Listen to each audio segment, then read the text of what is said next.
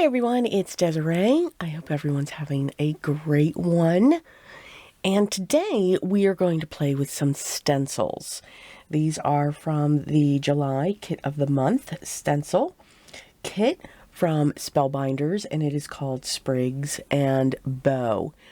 Now, what I love about these kits is there's different ways to use the stencils. You'll get different images. And at the end of the video, I will show you another card that I had made.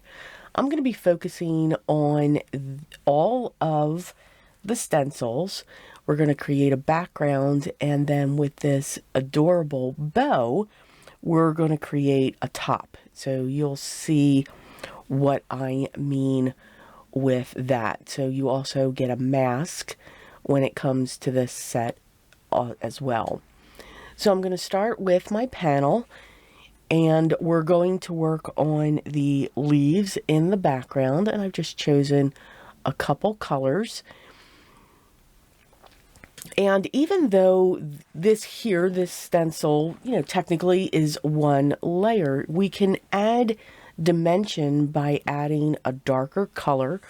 So I'm putting down the first layer of color first, and then I'm going to come in with a smaller blending brush and just adding a little bit of a darker shade in the center, going up the center of all of these sprigs. And it's just going to give a little bit of a shaded effect to make these leaves look a little 3D without adding that dimension to your card.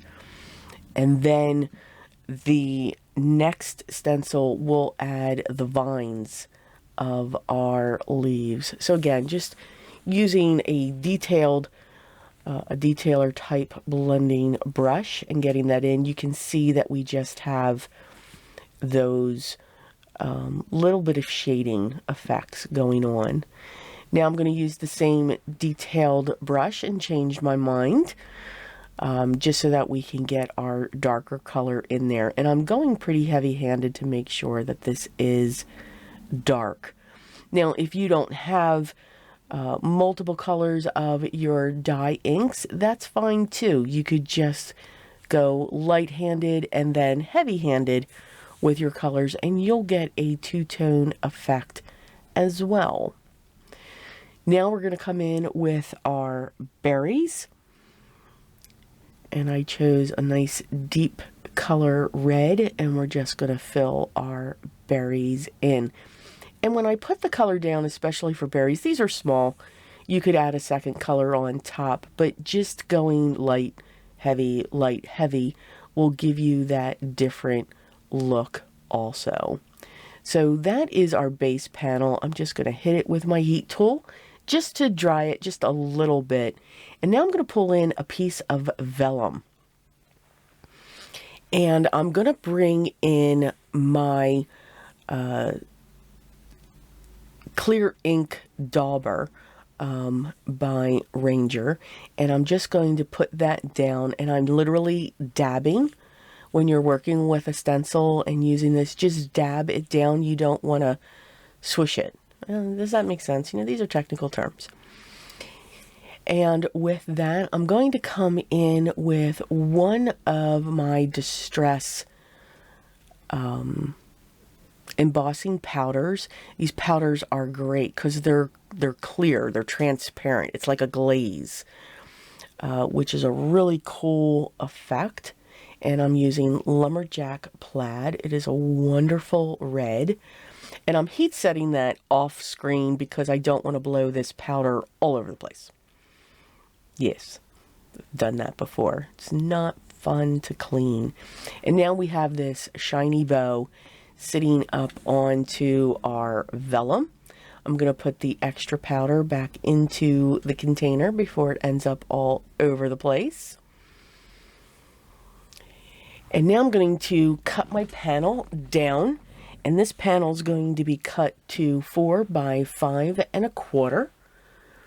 So I'm just going to make my trims, and this is going to be matted onto a red mat and then a satin gold matte as well, just to give it a little bit of a framing. I like to frame my pieces sometimes, or a lot of times.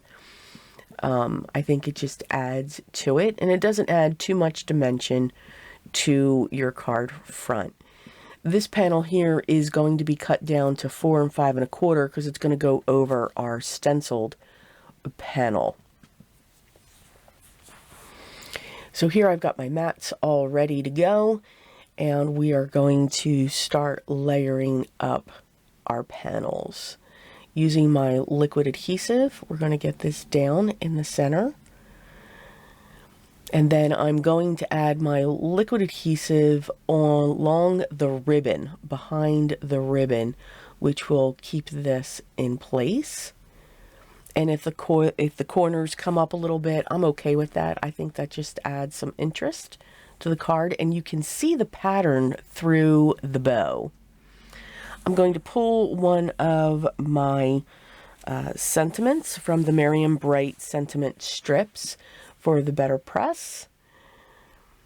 And we're just going to set that coming off of the bow, make it look like it's a tag, and then we're going to add some gems to that as well, and just make sure that that is adhered in place. Again, just to add a little bit even more bling to the card. So that's our first one. We're going to get this set onto our standard A2 size top folding card base, and that base panel is cut to 4 1/4 by 5 1/2, so it will cover the whole front. This is the other card that I made. So I used the bow using some dye inks, and then just before they dried, I just added a little bit of clear embossing powder and added some of the foliage, the holiday foliage from the large die kit of the month, just to give that a little interest as well. So we can use these items in many ways. So I hope you enjoyed this. As always, the products that I used will be listed down below, along also to the gallery, so you can get even more inspiration for the Spellbinders kits that they have available. And if you have any questions, make sure you leave those down below as well. Remember, enjoy your process when you're creating your art. Just have fun with it. Mix and match. Nothing says that we have to use this with this. Just have fun with it. And always remember what's most important. Always be creative in everything you do every day. And I will talk to you in the next one. Till then, take care and have fun.